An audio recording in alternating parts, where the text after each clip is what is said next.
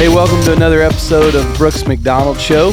I'm excited to be here again with my beautiful wife, Carrie Beth. Hello. And today we're going to have a discussion around, kind of starts with a book called Playing with Fire. And I don't know if you've ever heard of the principle of the FIRE method. FIRE being, what is it called when letters stand for something? Acronym, I think. Right. Yeah, an acronym. FIRE meaning financial independence, retire early. And when I first got introduced, someone said to me, it has a flavor from the Dave Ramsey financial peace side of things, as far as being really intent on shedding debt and being all in, because the idea would be that you're going to, Dave Ramsey's version is live like no one else so one day you can live like no one else. So you're going to save an extreme amount of money, focusing on like 40, 50, 60% of your income saved a year, so that in a matter of short period of time, 4 or 5 years, you're able to have enough money that you can live off of that money's return for the rest of your life, in theory, without having to work. And so, but with that, the question is, if you were not going to have to show up to a job every day for the rest of your life, how much money, what sacrifices would you make to be able to get down to an income level that you're okay with? So all of a sudden, you're living off of, let's say, $8,000 a month. But if you didn't have a car payment and you were in a cheaper house or rent situation, and so you cut, you wouldn't be eating out all the time, maybe you would live off of $4,000 a month. And so that's the principle of it, to say, if you followed us for a while, our biggest principle now really is our time freedom. And so we found ourselves in a situation where we have a lot of financial freedom, but our more awareness is around our time, and our time with our kids, our time with each other, whatever that is, to give to the church. And we spend a lot of time talking about this, but I want to spend a little more time. That's our platform, I would say, to sit and discuss about financial independence and retiring early and what that would look like. And so for a long time, I've just nerded out. It was our parents that gifted us, when we first got married, class tickets to the Financial Peace University that they held at our church. And we were like 18 and 19 years old. And with that, I was already working in the insurance business at my dad's insurance agency. And I think probably at the time was majoring in business. So every facet of my life, I was spending on kind of focus on financials. And so I became like ultra focused on that. Not to say that I was perfect in spending money, and we have been to now nearing 20 years of marriage. But it was around, hey, what could I do what would I have to do today to get to a position where one day I could have X number of dollars coming in a year, and that I could not ever have to work again? And so we began focusing and setting ourselves up in business and in life to be able to try to make that happen. And through the grace of the Lord and guidance and just some good winds, being on the right waves at the right time, it's put us in a situation where we found ourselves before age 40 having that financial independence, at least at that time we had hoped for. And the challenge comes with, when it talks about in the FIRE method, about how as you make more money, and if we talked about, if you went to one of our other episodes, if you wanted to watch around the book Life in Air, is kind of life in an American dream comes at you. You start saying, hey, I'm, young and I'm making, let's say, $30,000, $40,000 a year. But as you get older and you get a nicer car, get a nicer house, buy more things, have kids, some expenses that just happen that are just going to be more. And as those things come along, your needle moves. And so when you were 25 and you said, man, if I'm ever making $70,000 a year, I'm going to be out in the hog, because at $40,000 a year, I'm living good. Now all of a sudden you're making $70,000 a year, and it's like, oh, I don't know, that's kind of tight. I don't think I could just like live off of this and do whatever I wanted for the rest of my life. And slowly, if you allow yourself, that number continues, your lifestyle moves as your income increases. And at one of its principles, this FIRE method is challenging you to say, hey, let's have a reality check. Let's have a reset. If you didn't have to work every day, could you live without the Starbucks 4 times a week? Or, the car that you're driving doesn't have to be brand new, or the house could be in a different neighborhood that's just like Life and Air that we talked about, to be able to save money and put you in a situation to where you could be financially free and you don't have to work. Now, in the book, it talks about have to work's the key word. If you could get to the point to where, hey, you could have the freedom to choose to work, to go pour into your passions and do what you love, would you do those things? Is that fair enough? What are your thoughts, Carrie Beth? Yeah, for sure. Well, when you were talking, it made me remember one of the first times we did this. Rewind back to, at least 13 years ago, probably 15 years ago, I was teaching school full time. And I remember us having the discussion of, okay, this is the amount we need to get to as a family income for you to stay home with the kids. And again, we've talked about this before. Set your numbers, set your goals, and see what that looks like. I would say within 2 years of us having that conversation, maybe less, we made it to that point. Oh, yeah. We had another child on the way and ultimately decided for me to stop that job. Now, I've done many things since then, but now what he's talking about, when we say financial freedom, that doesn't mean that you're like, well, what do you do? I don't do that. I'd be bored. So like when I hear that, I think what you just said, the choice is the choice of what you do. That's freedom, right? Because you don't have to sell your 9 to 5. That's what you're doing with most of your day. And the freedom is amazing. And so we want to give you some tactical things to say, how could I do that no matter what your income is right now? Yeah. And I go back to, I was 21 years old and we were living in rural West Tennessee. And I had this boss that really was successful, not on rural West Tennessee standards, but in any town he would have been in, he would have been defined as very successful. And I had this really cool opportunity at 21 to walk hand in hand with him and some C-suite, when I say C-suite, that's COO, CEO role people at a local bank, and watch them. And he always said, Brooks, it stopped being about the money a long time ago and it became about something else. And finally, for me, that's the thing that I'm at, that I may be in a position different from you to where you would just yearn to be in a financial freedom position, and you would, at this moment when you're dreaming of that, like we did, have a lot of these preconceived notions about what you would be doing at that point. But once you get there and you're spending some time there, you realize, wait a second, what does fulfillment look like? Well, fulfillment has never been the money. I mean, that's the driver. That's the game we play. Life and humanity is set up with money as the key, one of the key figures in the player. That's why money's talked about more than most other things in the Bible, even by Jesus in his parables. He mentions money so much. That's the mode that we operate in as far as able to accomplish things. But that's not everything. Then even the root of all evil is the love of money. And so when I realized when we get there, I saw what he told me some almost 20 years ago now, because it was about helping other people and being able to pour into whatever your passion is. And I could see extremes to where I have friends who have family members that are passionate about equestrian and horses, and they can pour into those passions, or someone loves the outdoors so much that they could spend more time outdoors.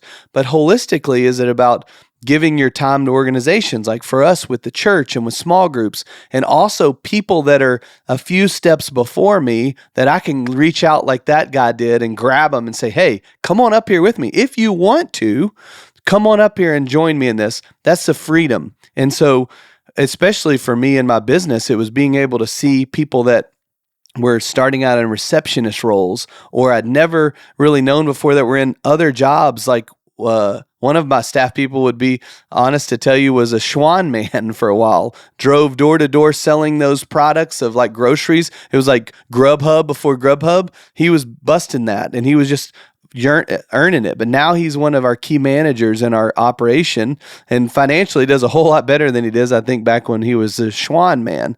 And then when we had this private equity deal that we accomplished, seeing millionaires formed around me.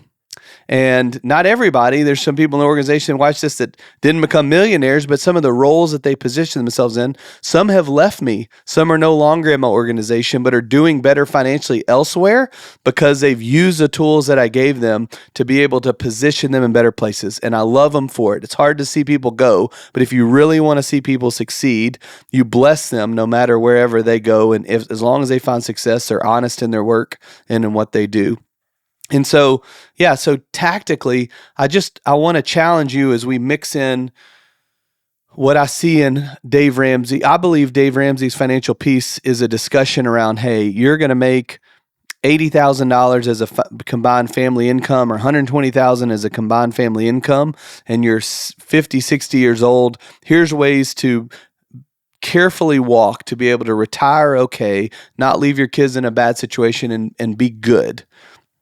And then the FIRE method, if you read the extremes, there's extreme FIRE, where I know a couple that they live on a sailing vessel year round. They just are selling their boat. And I think that they're living off of like $2,700 to $3,500 a month. They have no kids, but these are two people right at 40 years old. I'm going to tell you right now, I'm not ready. I couldn't quit work and go do that if I only had $3,000 a month to spend. I wouldn't be comfortable making that decision.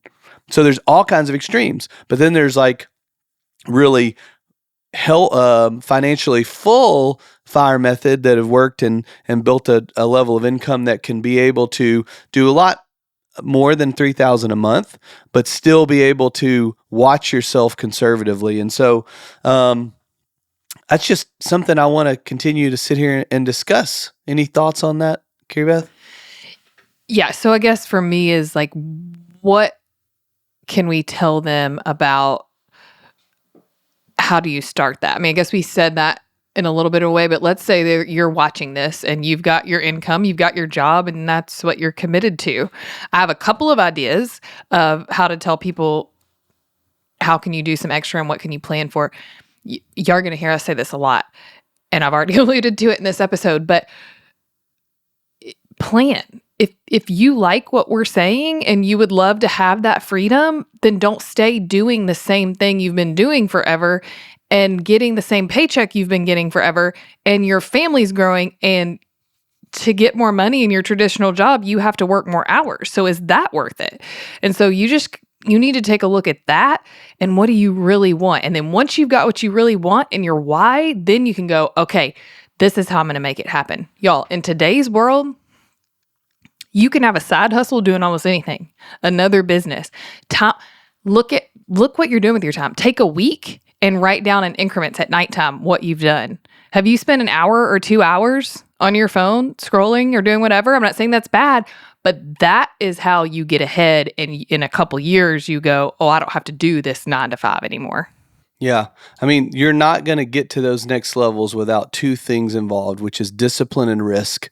Both of those things you're going to have to get comfortable with. Risk especially, because that's how you're going to be able to move the needle. But you're going to go into more uncomfortable situations and places than you've ever been, because it's going to challenge you to change jobs or grow into a new role or get a new education, go back for some more continuing education, go sell a product.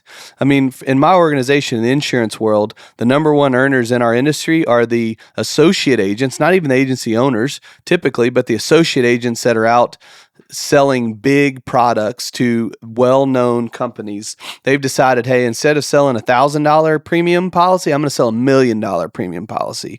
And they're going to get paid, $50,000, $70,000 per sale that they make is what those guys stand to make per those. And they become an expert in their field. And so becoming an expert in some sort of a field and growing in your industry and what you're doing, or changing industries and finding a job role that you can be passionate about that has, I call them widgets. These are all widgets, and you find the widget that pays the best and you maximize that as much as you can. Like with one of the insurance companies that we represented at one time, they had this deal where they would pay you a certain amount of percentage money if you could go buy other insurance agencies and convert them. Guess what I did? I rang that bell. I found out the methodology behind how that number worked, and I went to town on it over and over and over again on that program. program because I found a way that worked. The numbers lined up and we worked together. It was a great organization that I worked with and we hit it. And then the other one, as Carrie Beth alluded to, is some side hustles. There's some discussion around take your main hustle that you're working 9 to 5 and then spend your other 5 to 10 at night or something working on your side hustle. And that's what I'm excited about, like with Carrie Beth and seeing her where she's working in an organization that helps people build that side hustle up. And it may just be to supplement the 9 to 5 that they love doing, but they need a little extra income, or slowly be able to build that side hustle out to where it becomes your main hustle and you break free from the 9 to 5 every day. Because even though I've been involved in a deal that was multi 8 figures in a company sale, I still now want to see people explore their time freedom. As Gary Vaynerchuk puts it in such not polite ways at times, he's made millions of dollars a year, but he's never been sometimes as happy as some of his buddies that make $40,000 a year and are home every afternoon to coach their kids' baseball teams and don't miss a single game. So let's not talk about this, that you got to make millions to be happy. Happiness is found in what you do and in your heart. It's your decision, though, to say how big of a game do you want to play and how big do you want to be as an impact. Because I have this really weird balance to where I love to be challenged and I love relaxation. Carrie Beth can call me on that. And so it's that balance at all times. It's that tension that I try to follow to figure out how to celebrate what I've done, but also find accomplishment. I told Carrie Beth even this morning, I had just a rockin' busy morning all the way through lunch. It was call.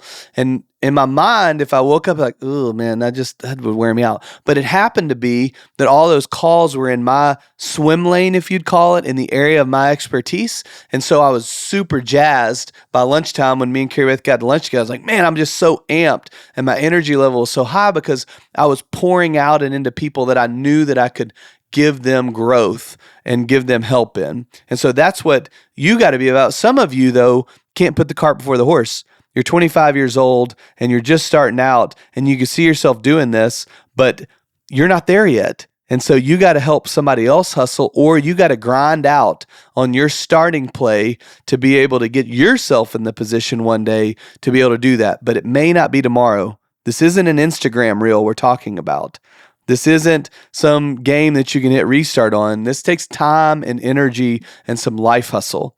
And people people that we love, that I won't call them out, but that I see now are living in another town, and we had dinner with them the other night and how they're growing, and the guy's working 2 jobs. I mean, he's working 80 hours a week, but he's busting it. They don't have kids yet, and he can, and he's trying to figure out a way, as he said, Brooks, to put myself in a position that my parents weren't in. I love my parents, but I want to put myself in a position that I could do stuff differently financially than my parents were able to do growing up.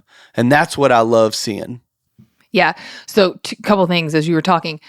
One, you got to have some hustle, right? You got to, what he's sitting there saying, the time freedom looks like being able to be there for all of your kids' stuff, looks like being the one to pick your kids up from school and help them with the homework and going in on the projects, all those things. That's what you want. But you probably can't keep doing what you're doing and get to that and make the money you're doing. So you got to figure out one of these things, an avenue that we're talking about, to make, in the meantime, do that hustle so you can get to the hump where the space where you are doing what you want to do. Next thing I want to talk about is contribution, the word contribution. If you look, we're a big fan of Ed Mylett, those guys, talking about the different things that fulfill you. Brooks was talking about fulfillment earlier. And for us, now that we have a choice and have financial freedom and time freedom, we can think about those things like contribution. And that is what he mentioned, me stepping into another organization. When you can contribute and you can take these other people and you can go, come on, let me help you with this. Let's rise up together.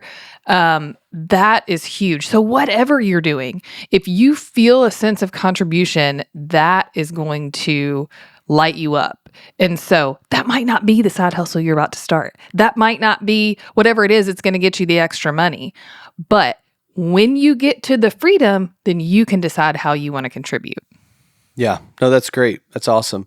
And another piece that I think about is when you're talking and if I asked you, hey, how much money do you want to make a year? Like if you could make whatever a year, how much you would make, a lot of you would just arbitrarily pull a number out of your hat and be, $1 million a year or $150,000 a year.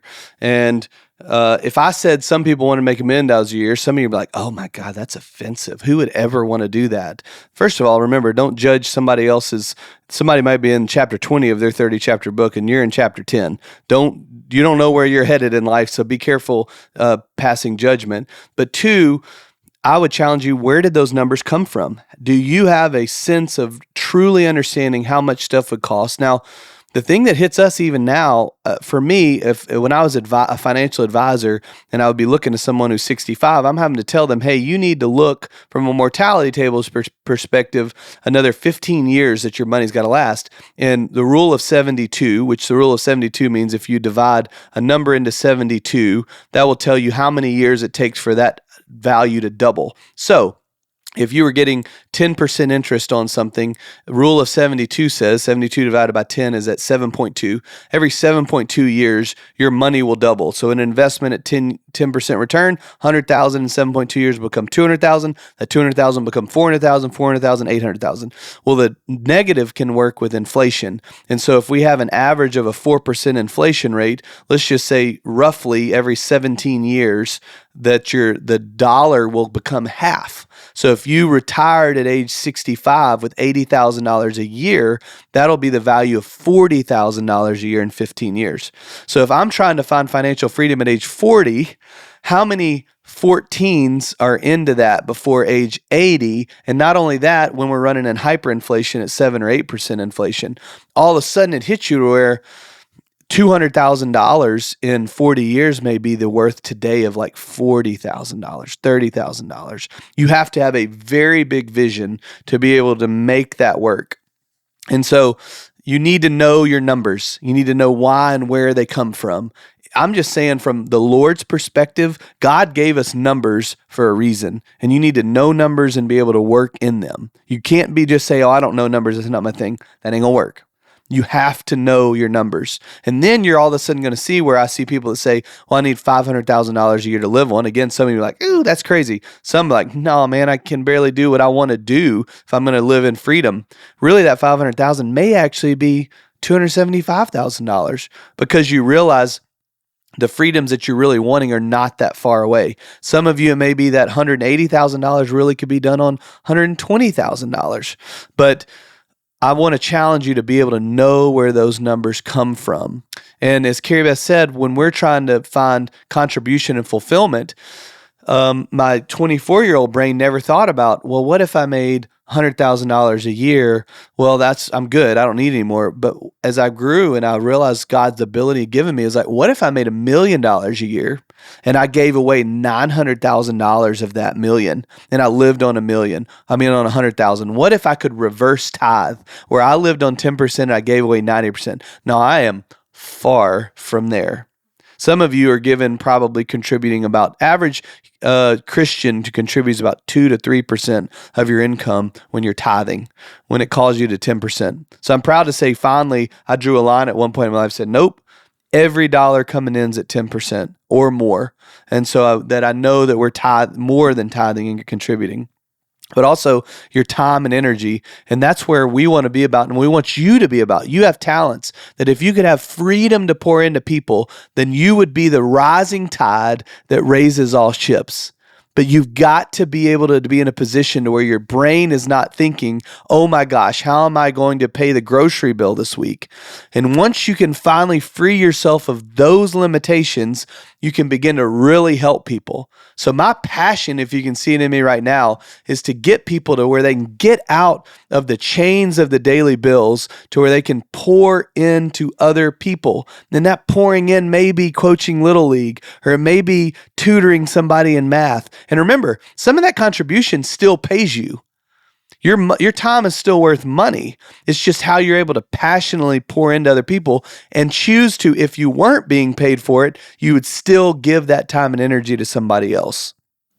Yeah, I'm going to go out on a limb too and say you probably didn't learn this Nobody probably taught you this. And so that's why part of our contribution is to people 10, 15 years behind us that are young and married, because there's not a lot of example if you look around and go, well, how does that work? Well, I'm just doing this job because this is what my parents did, or this is honestly my expectation. Like, this is my level. But you have to decide if this is what you want. You want the time freedom, the financial freedom, you want the space in your life. You got to be above that. And you got to get your numbers. You got to figure out your thing and move towards it. Yeah. So, I mean, parting words on this is your walk with Christ and your Christianity and your root, that's where your joy comes from, is the Lord. Your peace and your rest is in the Lord. And that will not be found in money. And if you can't get to where your walk is close enough, I'm starting you down a road that is a slippery slope that you will slide all the way down on. You've got to find out that no matter what's coming at you in life, whether it be financial negatives, health negatives, that if your core and rock isn't in God, you're going to have trouble this whole way. And I want to clear the air with that. But past that, God gave you the ability to do immeasurably more. Through Him, He can do in your life immeasurably more. Through Him. And I think there's so many people sitting on the sidelines or only living up to about 5% of the 100% potential that God gave you. And I just want to see people bust it out, because as someone else I know said, money is just a tool. So if you give really good people good money, guess what? They're going to do great things with it. And that's what we want to be about, helping you do. So I hope that's helpful to you today. Thank you for being a part of this. If you don't mind, like, subscribe, share. Give us feedback. If you enjoyed this episode, we'd love to hear from you. Thanks for being with us today. Bye, everybody.